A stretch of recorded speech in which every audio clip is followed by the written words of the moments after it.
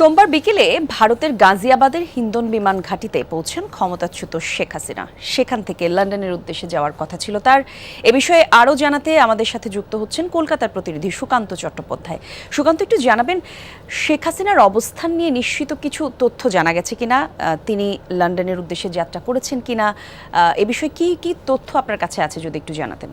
দেখুন, রাতভর কিন্তু ভারতের কেন্দ্রীয় সরকার অর্থাৎ মোদী সরকার কিন্তু বাংলাদেশের উদ্ভূত পরিস্থিতি এবং শেখ হাসিনার যে নিরাপত্তা এবং তার যে লন্ডন পৌঁছে দেওয়ার এইসব বিষয় নিয়ে কিন্তু দফায় দফায় কেন্দ্রীয় মন্ত্রিসভার বৈঠক হয়।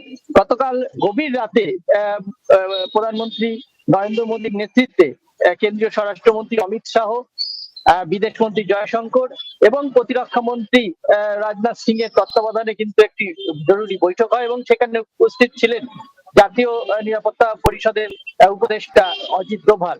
এবং তার সঙ্গে যখন শেখ হাসিনা প্রথম গাজিয়াবাদের যে বিমানবন্দরে অবতরণ করেন তখন তার সঙ্গে কথা হয় এবং গোটা বিষয়ে শেখ হাসিনার নিরাপত্তার দায়িত্ব কেন্দ্রীয় প্রধানমন্ত্রী যে নরেন্দ্র মোদী তিনি কিন্তু অজিত ডোভালের উপরে দিয়েছেন।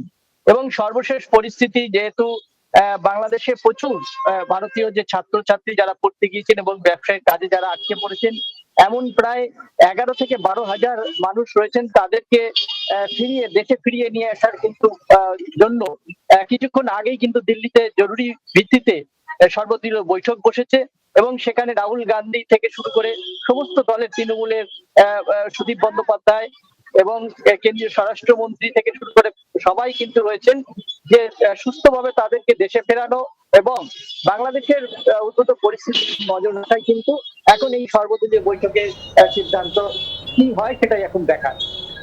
ধন্যবাদ সুকান্ত।